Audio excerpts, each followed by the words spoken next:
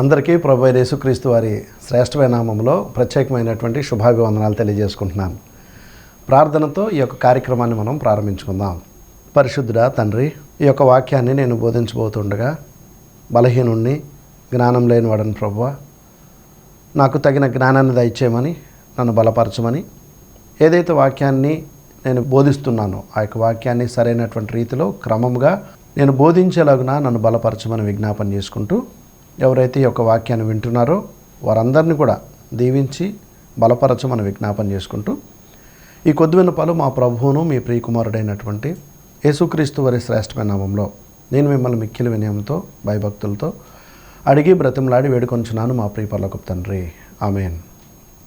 అందరికీ ప్రభు అయిన యేసుక్రీస్తు వారి శ్రేష్టమైన నామంలో ప్రత్యేకమైనటువంటి శుభాభివందనాలు తెలియజేసుకుంటున్నాను. ముఖ్యంగా నాకు బైబిల్ ట్రైనింగ్ ఇచ్చినటువంటి మా ప్రియులు, మా సహోదరులు ప్రభుకుమార్ గారికి, వారి కుటుంబ సభ్యులకి ప్రత్యేకమైనటువంటి శుభాభివందనాలు తెలియజేసుకుంటున్నాను. వాక్య భాగంలోనికి వెళదాం. పోయినసారి మనము క్రియలు లేని విశ్వాసము మృతము అనేటటువంటి విషయాన్ని గురించి మనం మాట్లాడుకుందాం. ఈరోజు మనము అపోస్తలుల బోధలో ఉన్నామా అనేటటువంటి విషయాన్ని మనం ఒకసారి చూద్దాం. మొదటగా ఇర్మియా గ్రంథము 23వ అధ్యాయము 32వ వచనాన్ని నేను చదువుతున్నాను. మాయా స్వప్నములను ప్రకటించి వాటిని చెప్పుచు, అబద్ధముల చేతను మాయా ప్రగల్భత చేతను నా ప్రజలను దారి తొలగించు వారికి నేను విరోధినై ఉన్నాను. కొంచెం సీరియస్గా ఈ వాక్యాన్ని విందాం. కాసేపు మీ విలువైన సమయాన్ని దేవునికి మీరు కేటాయించాలని నేను మనస్ఫూర్తిగా కోరుకుంటున్నాను. కాసేపు వాక్యం విందాం. ఎందుకంటే ఈరోజు వాక్యము ఖచ్చితంగా మనకి కొన్ని విషయాల్ని తెలియజేస్తుందని నేను మనస్ఫూర్తిగా నమ్ముతున్నాను. ఇర్మియా గ్రంథంలో 23వ అధ్యాయం 32వ వచనాన్ని నేను ఇప్పుడు చదివా. ఇందులో నా ప్రజలను దారి తొలగించు వారికి నేను విరోధినై ఉన్నాను అంటే, దేవుని బిడ్డల్ని కూడా దారి తొలగించేవారు ఉంటారా అంటే, అది ఖచ్చితంగా తొలగించేవారు ఉంటారు. అలా బైబిల్లో ఉందా లేదా అనేది మనం ఈరోజు పరిశీలన చేద్దాం. సహజంగా ఈరోజు బోధలు చాలా రకాలుగా ఉన్నాయి. అనేక రకాలైనటువంటి బోధలు వచ్చేసాయి. ముఖ్యంగా ఇందులో దేవుణ్ణి ఘనపరిచేటటువంటి వాక్యాలు ఉన్నాయా, లేకపోతే అపోస్తలుల బోధలోనే మనం ఉన్నామా అనేది ఒక్కసారి మనము ఆలోచించుకోవాల్సినటువంటి అవసరం ఉంది. ఎందుకంటే నానా విధములైనటువంటి బోధలు ఈరోజు భూమి మీద ఉన్నాయి. ఈరోజే కాదు, యేసుక్రీస్తు ప్రభు ఉన్నప్పుడు ఉన్నాయి, అపోస్తలులు ఉన్నప్పుడు కూడా ఉన్నాయి. దాని గురించి ఒకసారి మనం పరిశీలన చేద్దాం. యోహాను సువార్త 7వ అధ్యాయము 16 నుండి 18 వచనాలు నేను చదువుతున్నాను. అందుకు యేసు, నేను చేయు బోధ నాది కాదు, నన్ను పంపిన వానిదే. అంటే యేసుక్రీస్తు ప్రభు ఏమంటున్నారంటే, అయ్యా ఇది నా బోధ కాదు, నన్ను పంపిన వానిదే ఈ బోధ అంటున్నాడు యేసుక్రీస్తు ప్రభు. ఒకసారి నేను నిజంగా ఎవరిని విమర్శించట్లేదండి, నాకు విమర్శించడం నాకు ఇష్టం లేదు. కానీ వాక్యము ఏం చెప్తుందో మాత్రమే నేను పరిశీలన చేస్తున్నా. చాలామంది మనలో సహోదరులు ఏమంటున్నారంటే, ఇది నా బోధ, నేను బాగా బోధిస్తున్నానా అనటం వేరు, ఇది నా బోధ అనటం వేరు కదండి. కానీ యేసుక్రీస్తు ప్రభు ఏమంటున్నారంటే, ఇది నా బోధ కాదు, నన్ను పంపిన నా తండ్రిదే అంటున్నారు ఆయన. తర్వాత, ఎవడైనను ఆయన చిత్తము చొప్పున చేయ నిశ్చయించుకొనిన ఎడలా ఆ బోధ దేవుని వలన కలిగినదో లేక నాయంతట నేనే బోధించుచున్నానో వాడు తెలుసుకొనును. 18వ వచనం, తనంతట తానే బోధించువాడు స్వకీయ మహిమను వెదుకును గాని తన్ను పంపిన వాని మహిమను వెదకువాడు సత్యవంతుడు. ఆయన యందు ఏ దుర్నీతియో లేదు.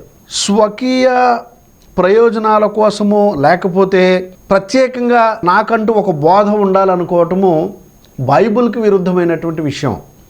బైబిల్లో ఏ బోధ అయితే ఉందో ఆ బోధను మాత్రమే మనము అనుసరించాలి, ఆ బోధను మాత్రమే మనం చేయాలి. కానీ ఈరోజు ఒకే రకమైనటువంటి బోధ భూమి మీద ఉందా, లేకపోతే వివిధ రకాలైనటువంటి బోధలు ఉన్నాయా? మీకే నేను ఈ విషయాన్ని వదిలిపెడుతున్నా. మీరే ఒకసారి పరిశీలించండి. వాక్యాన్ని పరిశీలించడంలో తప్పేం లేదు కదా. వాక్యాన్ని మనము పరిశీలిస్తున్నాం. మనం ఎవరిని విమర్శించట్లేదు. పరిశీలించాల్సింది వాక్యాన్నే, ఎదుటి వ్యక్తిలో ఉన్నటువంటి లోపాలని కాదు, ఎదుటి వ్యక్తిలో ఉన్నటువంటి విషయాల్ని కాదు. వాక్యాన్ని మనం పరిశీలించడం వల్ల మనకి మేలు కలుగుతుంది. తర్వాత వచనాన్ని మనం గమనించినట్లయితే అపోస్తుల కార్యాలు 2వ అధ్యాయము 41, 42 వచనాలు నేను చదువుతున్నాను. కాబట్టి అతని వాక్యము అంగీకరించిన వారు బాప్తిస్మం పొందిరి. ఆ దినముందు ఇంచుమించు 3,000 మంది చేర్చబడిరి. బాగానే ఉంది. తర్వాత వీరు అపోస్తలుల బోధయందును, సహవాసమందును, రొట్టె విరిష్టి యందును, ప్రార్థన చేయటి యందును ఎడతెగక ఉండిరి. ఇందులో ఎవరి బోధ కనిపిస్తుందంటే స్పష్టంగా అపోస్తలుల బోధ కనిపిస్తుంది. ఈరోజు నేను అపోస్తలుల బోధ గురించి మాత్రమే మాట్లాడుతున్నాను తప్ప అపోస్తలులు అంటే ఎవరు అనేది ఖచ్చితంగా తర్వాత రాబోయేటటువంటి సమయంలో నేను వాటిని కూడా బోధిస్తా. అపోస్తలుల బోధ యందు ఉండాలా, లేకపోతే ఒక మనిషి యొక్క స్వకీయ బోధ యందు ఉండాలా? చాలామంది డిఫరెంట్గా చెప్తారు. రాత్రి నాకు దేవుడు కల్లోకి వచ్చాడండి, దేవుడు ఇలా చేయమన్నాడండి, అలా చేయమన్నాడండి అని చెప్తారు. అలాగ బైబిల్లో ఉన్నదో లేదో మనం పరిశీలించాలి. ఖచ్చితంగా బైబిల్కి విరోధమైన బోధ అయితే దేవుడు చేయమని ఎవరికి కూడా చెప్పడు. మరొక వచనాన్ని మనము చదువుకుందాం. తిమోతికి రాసినటువంటి మొదటి పత్రిక 6వ అధ్యాయము 3వ వచనము. ఎవడైనను మన ప్రభువైన యేసుక్రీస్తు యొక్క హితవాక్యములను, యేసుక్రీస్తు యొక్క హితవాక్యములను అంటే ఫుట్ నోట్లో ఆరోగ్యకరమైన వాక్యములను ఉంటుంది. అలాగే దైవభక్తికి అనుగుణ్యమైన బోధను అంగీకరింపక భిన్నమైన బోధను ఉపదేశించిన ఎడలా. ఇవి ఎవరు రాస్తున్నారు? పౌలు గారు రాస్తున్నారు, తిమోతికి రాస్తున్నారు. ఆ మూమెంట్లోనే కదా న్యూ టెస్ట్మెంట్ అనేది స్టార్ట్ అయింది. ఆ మూమెంట్లోనే కదా వాక్యం ప్రబలుతుంది. అంటే అప్పటికే వాక్యాల్లో తేడా వచ్చేస్తుంది, బోధలో తేడా వచ్చేస్తుంది, ప్రసంగించే తీరులో తేడా వస్తుంది, మాట్లాడే విధానంలో తేడా వస్తుంది. ఇది 2025వ సంవత్సరం. మరి అక్టోబర్లో ఉన్నాం. మరి 2000 సంవత్సరాలు దాటిన తర్వాత మరి వాక్యంలో తేడా వచ్చుండదా? బోధలో తేడా వచ్చుండదా? వాస్తవానికి వాక్యం అనేది ఎప్పుడు ఒకటే చెప్తుంది మనకి, కానీ బోధలో తేడా వస్తుంది, బోధలో తేడా వస్తుంది. మరొక వచనాన్ని మనం చదువుకుందాం. తిమోతికి రాసినటువంటి 2వ పత్రిక 4వ అధ్యాయము 3, 4 వచనాలు చదువుకుందాం. ఎందుకనగా జనులు హితబోధను సహింపక దురద చెవులు కలవారై తమ స్వకీయ దురాశలకు అనుకూలమైన బోధకులను తమ కొరకు పోగు చేసుకుని, చాలా సీరియస్ ఇష్యూ ఇది. మనం అనుకుంటున్నట్టుగా అంత తేలిక కాదు. అంటే చాలామంది అంటుంటారు, ఏమండి పలానా చోట ఆర్కెస్ట్రా బాగుంటుందండి, పలానా వ్యక్తి బాగా పాటలు పాడతారండి, సో పలానా చోట ఆ క్వయర్ బాగుంటుందండి, ఇలా మాట్లాడుతూ ఉంటారు. అందుకే మేము అక్కడికి వెళ్తున్నామండి అని అంటారు. అంటే పైన ఉన్నటువంటి విషయాలను చూసి వాక్యాన్ని వినటానికి మనం సహజంగా చాలామంది వెళ్తుంటారు. ఓకే, అది మంచిదా చెడా అని నేను దాని గురించి విమర్శించట్లా. కానీ బైబిల్ ఏం చెప్తుందంటే, నేను చెప్తున్నది కాదు, బైబిల్ ఏం చెప్తుందంటే జనులు హితబోధను సహింపక, హితబోధ కొన్నిసార్లు టఫ్గా ఉంటుంది, సీరియస్గా ఉంటుంది, మనకి ఇష్టం లేనట్టుగా ఉంటుంది, స్ట్రైట్ ఫార్వర్డ్గా ఉంటుంది, వినటానికి కష్టంగా ఉంటుంది.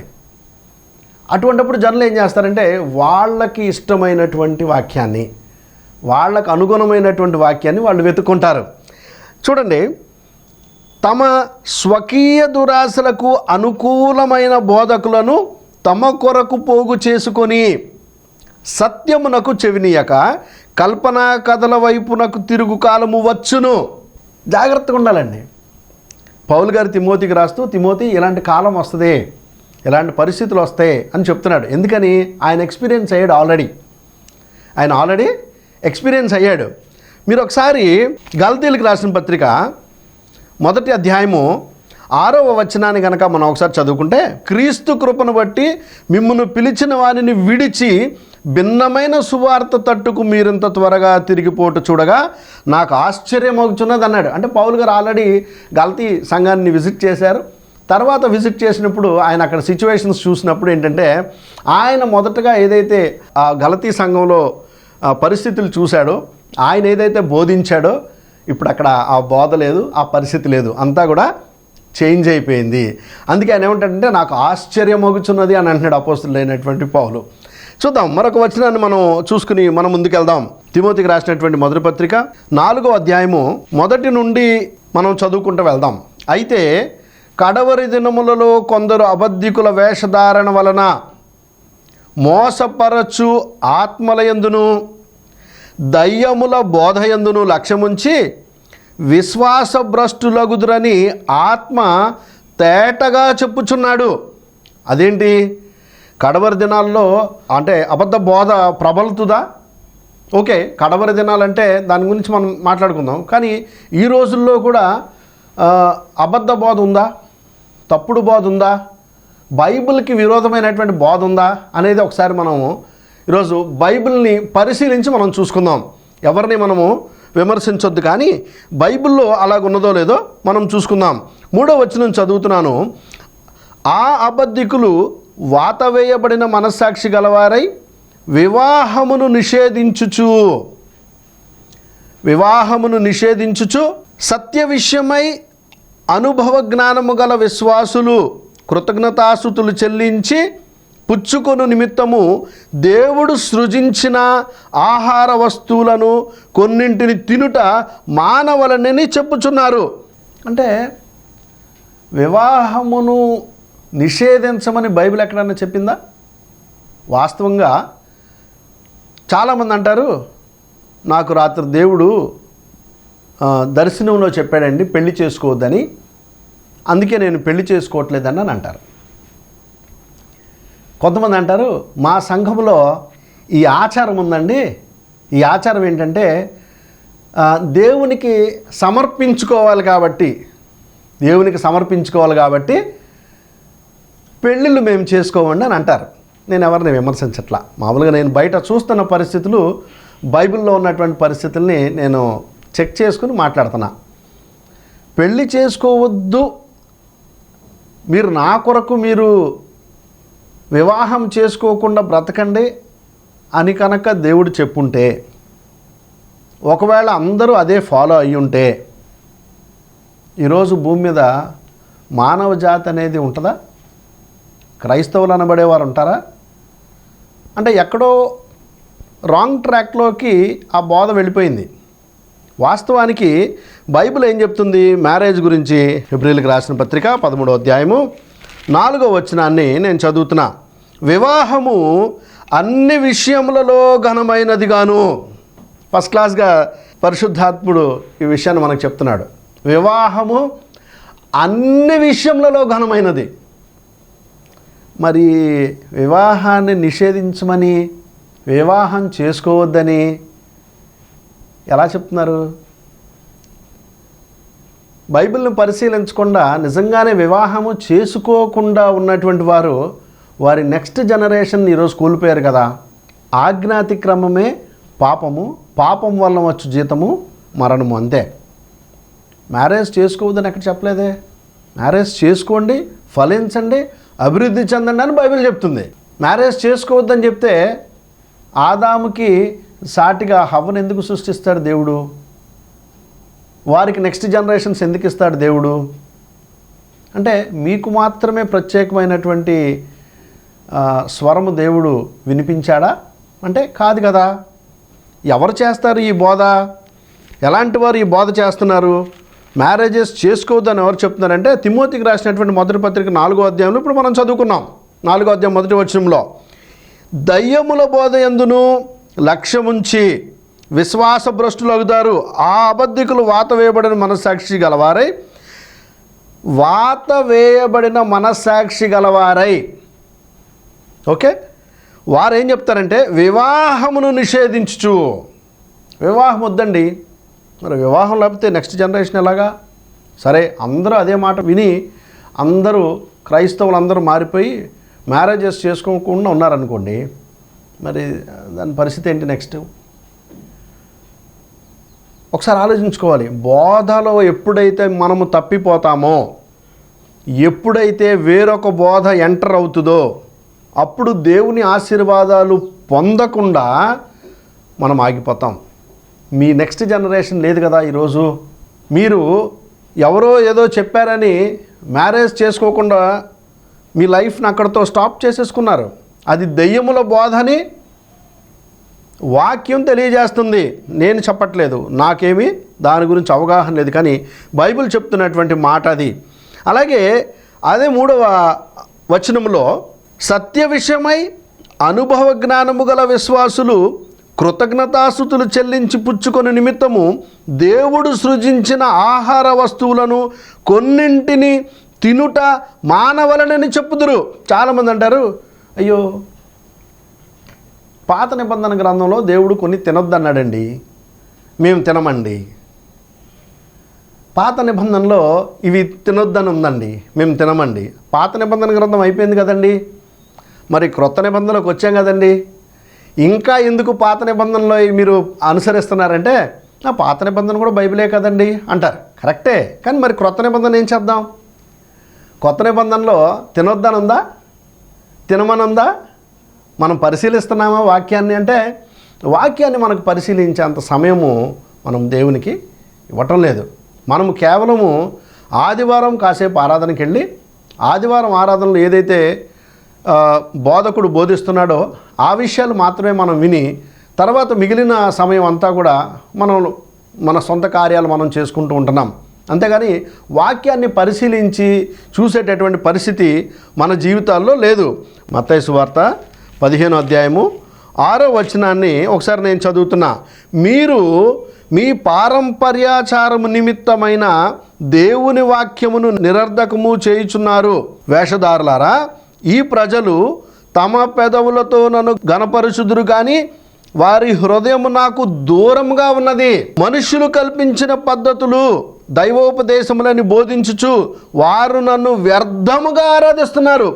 కొంతమంది మనుషులు ఉంటారు, ఇంతకుముందు చెప్పాను కదా, వివాహాన్ని నిషేధిస్తూ ఉంటారని, కొన్ని పదార్థాలు తినొచ్చని, కొన్ని పదార్థాలు తినకూడదని మనుషులు కల్పించేటటువంటి పద్ధతులు ఉంటాయి.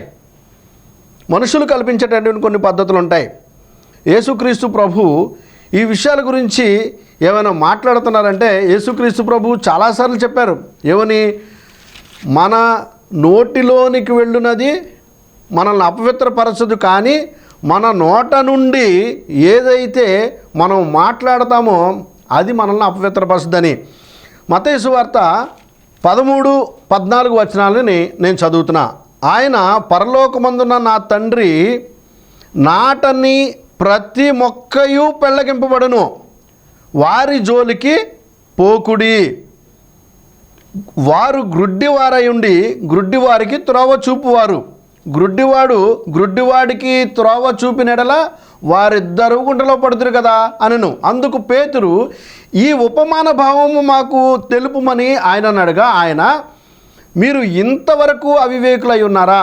నోటిలోనికి పోవునదంతయు కడుపులో పడి బహిర్భూమిలో విడవబడును, కానీ నోట నుండి బయటకు వచ్చునవి హృదయంలో నుంచి వచ్చును, అవే మనుష్యుని అపవిత్రపరచునని మీరు గ్రహింపరా? ఫుడ్ గురించి కాదు, నీ హృదయంలో నుండి వచ్చేటటువంటి మాటలు నిన్ను అపవిత్రపరుస్తాయి. పాత నిబంధనలు ఉన్నాయి, అవి దాని నుంచి బయటికి రావాలి కదా. సగం పాత నిబంధన, సగం క్రొత్త నిబంధన, సగం క్రొత్త నిబంధన, సగం పాత నిబంధన, అలా కాదు. ఉంటే పూర్తిగా పాత నిబంధనలో ఉండండి, లేదా ఉంటే పూర్తిగా క్రొత్త నిబంధనలోనే ఉండాలి. ఒకవేళ నువ్వు పాత నిబంధనలో ఉండే లెక్కైతే నువ్వు చక్కగా ఒక యూదుడిలాగా నువ్వు బ్రతకాలి, నువ్వు యూద మతంలో ఉండాలి. క్రొత్త నిబంధనకు వచ్చేసరికి మనము దేవుని యొక్క వారసులమై ఉన్నాము, ఆయన కుమారులమై ఉన్నాము. మనకి నూతన నిబంధన దేవుడు మనకిచ్చాడు. నూతన నిబంధనలో ఉన్నటువంటి విషయాల్ని మనము పాటించాలి. మొదటగా తెలుసుకోవాలి కదా. తెలుసుకోకుండా ఎవరో ఏదో బోధిస్తున్నారని ఆ బోధ మీద మనము ఫోకస్ చేసి వాళ్ళను మనం అనుసరిస్తే ఒక గుడ్డివాడు మరొక గుడ్డివాడికి త్రోవ చూపించలేడు అని యేసుక్రీస్తు ప్రభు చెప్తున్నారండి. నా మాట కాదు, అది యేసుక్రీస్తు ప్రభువే డైరెక్ట్గా చెప్తున్నారు. రోమీలకు రాసిన పత్రిక 14వ అధ్యాయము 20వ వచనం, భోజనము నిమిత్తము దేవుని పనిని పాడు చేయకుడి, సమస్త పదార్థములు పవిత్రములే. ఈ వచనం ఎప్పుడు చదవలేదా మరి మీరు? సమస్త పదార్థములు పవిత్రములే. అయ్యో మరి తినొద్దని తాగొద్దని మాకు ఎక్కడో విన్నామండి, ఇలా మా ఫలానా వాళ్ళు చెప్తున్నారండి, అందుకే మేము తినట్లేదంటే వచనాన్ని మనం చదవట్లా. మనం వచనాన్ని చదవకుండా గ్రుడ్డితనంగా మనము ఫాలో అయిపోతున్నాం కాబట్టి మనకు అలాంటి పరిస్థితి వచ్చింది. మనం కనుక వచనాన్ని చదివి ఉన్నట్టుగా మనం తెలుసుకుంటే మనకొక క్లారిటీ వస్తుంది. ఈరోజు క్రైస్తవుల్లో చాలామంది క్లారిటీ లేకుండా ఉంటున్నారు. అంటే నోట్లోకి వెళ్ళే ప్రతిదీ పవిత్రమే కదండి, మరి ఎక్కడో దేవతల దగ్గర దెయ్యాల దగ్గర పెట్టినవి తినమంటారంటే నేను దా జోలికి వెళ్ళట్లా. దాని గురించి కూడా వచనాలు ఉన్నాయి. కానీ ఒకవేళ మనము దెయ్యముల బోధలో ఉన్నామేమో మనం ఖచ్చితంగా జ్ఞాపకం చేసుకోవాలి. ప్రియమైనటువంటి దేవుని బిడ్డలారా, ఒక విషయాన్ని జ్ఞాపకం చేసుకోండి. బైబిల్ అనేది ఏదో ఒక సంవత్సరమో ఒక 2 సంవత్సరాలు నేర్చుకున్నంత మాత్రాన పూర్తిగా బైబిల్ వచ్చేస్తుందని కాదు. లేకపోతే చిన్నప్పటి నుంచి మనం ఆరాధనకి వెళ్తున్నాం కాబట్టి అన్ని విషయాలు మనకు తెలుసు అనుకోవటానికి లేదు. మనము నిత్య విద్యార్థులమే. ఎప్పుడూ మనము ఒక స్టూడెంట్ లాగా బైబిల్లో ఉన్నటువంటి విషయాలు మనం చదువుతూనే ఉండాలి. ముఖ్యంగా బోధకులమైనటువంటి మనము బైబిల్ అలాగ చెప్తుందా లేదా అనేటటువంటి విషయాన్ని మనం పరిశీలించుకోవాలి. ప్రియమైనటువంటి దేవుని బిడ్డలారా, గలతీయులకు రాసిన పత్రిక 1వ అధ్యాయము మరలా 6 నుంచి రిపీట్ చేస్తున్నాను. క్రీస్తు కృపను బట్టి మిమ్మును పిలిచిన వానిని విడిచి భిన్నమైన సువార్త తట్టుకు మీరింత త్వరగా తిరిగిపోటు చూడగా నాకు ఆశ్చర్యమోగుచున్నది. ఇంతకుముందు చెప్పాను కదా, ఆల్రెడీ పౌలు గారు ఒకసారి విజిట్ చేసి మరలా కొంతకాలం అయిన తర్వాత గలతీ సంఘాన్ని విజిట్ చేసినప్పుడు ఆయన మొదట చూసినటువంటి పరిస్థితులు కూడా మారిపోయినాయి. ఆయన మొదట బోధించినటువంటి బోధ అక్కడ లేదు, వేరొక బోధ వచ్చింది. దాని గురించే ఆయన చాలా క్రిస్టల్ క్లియర్గా మాట్లాడుతున్నారు. ఆ వచనంలో 7వ వచనాన్ని మనం చూస్తే, అది మరి ఒక సువార్త కాదు, కానీ మీరు చెప్పేది యేసుక్రీస్తు ప్రభు గురించే, మరి ఒక సువార్త కాదు కానీ అన్నాడు. కానీ క్రీస్తు సువార్తను చెరపుకోరి మిమ్మును కలవరపరచువారు కొందరున్నారు. చదవబోయేటటువంటి 8, 9 వచనాలు చాలా ముఖ్యమైనటువంటి విషయాలు. మేము మీకు ప్రకటించిన సువార్త గాక మరి ఒక సువార్తను మేమైనను పరలోకము నుండి వచ్చిన ఒక దూత అయినను మీకు ప్రకటించిన ఎడల అతడు శాపగ్రస్తుడు అవును గాక. అంటే ఏదైతే అపోస్తుడైనటువంటి పౌలు వాక్యాన్ని బోధించాడో గలతీ సంఘానికి, మరలా ఆయనే వచ్చి నేను మొదటగా చెప్పినటువంటి బోధ సరైనది కాదండి, ఆ బోధలో తప్పు ఉందండి, నేను ఇప్పుడు కొత్తగా ఒక బోధ చెప్తానండి అంటే కుదరదు. పరలోకం నుండి ఒక దూత దిగి వచ్చి నేను కొత్తగా ఒక బోధ చెప్తానంటే ఆ బోధను కూడా మనం యాక్సెప్ట్ చేయకూడదు. ఒకవేళ అలా చెప్తే ఏమవుతారంటే వాళ్ళు శాపగ్రస్తులవును గాక అని బైబిల్ చాలా చాలా క్లియర్గా మనకి తెలియపరుస్తుంది అనమాట.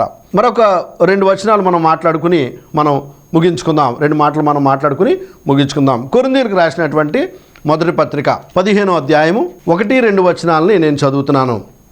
మరియు సహోదరులారా, నేను మీకు ప్రకటించిన సువార్తను మీకు తెలియపరుచున్నాను. మీరు దానిని అంగీకరించితిరి, దాని అందే నిలిచి ఉన్నారు. మీ విశ్వాసము వ్యర్థమైతేనే కానీ నేను ఏ ఉపదేశ రూపముగా సువార్త మీకు ప్రకటించుతునో ఆ ఉపదేశమును మీరు గట్టిగా పట్టుకొని ఉన్న ఎడల ఆ సువార్త వలననే మీరు రక్షణ పొందువారైందురు. అపోస్తలుడైన పౌలు ఏదైతే మనకు బోధించాడో దానిలో నుంచి మనం బయటికి వెళ్ళకూడదు. కొత్తగా మా అయ్యగారు చెప్పాడండి, మా అమ్మగారు చెప్పారండి, లేకపోతే రాత్రి నాకు ఒక దర్శనం వచ్చి ఆ దర్శనం చెప్పిందండి, నాకు ఒక కళ వచ్చి ఆ కళలో నేను మాట్లాడానండి అంటే అలా కాదు. ప్రియమైనటువంటి దేవుని బిడ్డలారా, మనము ఇర్మియా గ్రంథం నుంచి ప్రారంభించుకున్నాం కదా, ఇర్మియా గ్రంథం నుంచి ముగించుకుందాం. ఒక్కసారి ఇర్మియా గ్రంథం 23వ అధ్యాయం 1 నుండి చదువుతున్నా. యెహోవా వాక్కు ఇదే, నా మందలో చేరిన గొర్రెలను నశింపజేయుచు చెదరగొట్టు కాపర్లకు శ్రమ. ఇజ్రాయేలు దేవుడైన యెహోవా తన జనులను మేపు కాపరులను గూర్చి ఇలాగు సెలవిచ్చుచున్నాడు, మీరు నా గొర్రెలను గూర్చి విచారణ చేయక నేను మేపుచున్న గొర్రెలను చెదరగొట్టి పారద్రోలితిరి. ఇదిగో మీ దుష్క్రియలను బట్టి మిమ్మును శిక్షింపబోచున్నాను, ఇదే యెహోవా వాక్కు అంటున్నాడు. గొర్రెల గురించి ఒక్క మాట యేసుక్రీస్తు ప్రభు ఏమన్నారు తెలుసా? ఒకే ఒక్క మాట మనం మాట్లాడుకుందాం. యోహాను సువార్త 10వ అధ్యాయము 15 నుంచి చదువుకుంటే చాలా బాగుంటుంది. తండ్రి నన్ను ఎలాగును ఎరుగునో, నేను తండ్రిని ఎలాగ ఎరుగుదునో, అలాగే నేను నా గొర్రెలను ఎరుగుదును, నా గొర్రెలు నన్ను ఎరుగును, మరియు గొర్రెల కొరకు నా ప్రాణము పెట్టుచున్నాను. ఈ దొడ్డివి కానీ వేరే గొర్రెలను నాకు కలవు, వాటిని కూడా నేను తోడుకొని రావలను, అవి నా స్వరము వినును. అప్పుడు మంద ఒక్కటియు గొర్రెల కాపరి ఒక్కడును అగును. బోధ కూడా ఒకటే, సంఘం కూడా ఒకటే. ప్రియమైనటువంటి దేవుని బిడ్డలారా, మనం ఏ బోధలో ఉన్నామో, ఏ విధమైనటువంటి వాక్యాలు మనం వింటున్నామో, సరైనటువంటి ఎక్స్ప్లెనేషన్ వింటున్నామో వినట్లేదో మనల్ని మనం చెక్ చేసుకోకపోతే చాలా జనరేషన్స్ అదే బోధలో ఉంటాయి. అలా కాదు కానీ చక్కగా మనము మరిన్ని విషయాలు రాబోయేటటువంటి రోజుల్లో తెలుసుకుందాం. ప్రార్థనతో ఈ యొక్క కార్యక్రమాన్ని ముగించుకుందాం. పరిశుద్ధుడా తండ్రి, ఇంతసేపు వాక్యాన్ని బోధించడానికి మీరు నాకు ఇచ్చినటువంటి జ్ఞానాన్ని బట్టి, శక్తిని బట్టి మీకే స్తుతులు స్తోత్రాలు తెలియజేసుకుంటున్నాను నాయన. ఎవరైతే యొక్క కార్యక్రమాన్ని వీక్షించారో వారిని బలపరచమని, దీవించమని, ఆశీర్వదించమని విజ్ఞాపన చేసుకుంటున్నాం తండ్రి. మీ చిత్తమైతే మరొక మారు నేను ఇలాగే వాక్యాన్ని బోధించి తండ్రి మరి అనేకులకు వాక్యాన్ని అందించేవాడిగా నన్ను మీ సాధనంగా వాడుకోనమని ప్రాధేయపడుతూ ఈ కొద్ది విన్నపాలు మా ప్రభువును మీ ప్రియకుమారుడైనటువంటి యేసుక్రీస్తు వారి శ్రేష్టమైన నామంలో నేను మిమ్మల్ని మిక్కిలి వినయంతో భయభక్తులతో అడిగి బ్రతిమలాడి వేడుకొంచున్నాను మా ప్రియ పరలోకపు తండ్రి. ఆమేన్. వందనాలు.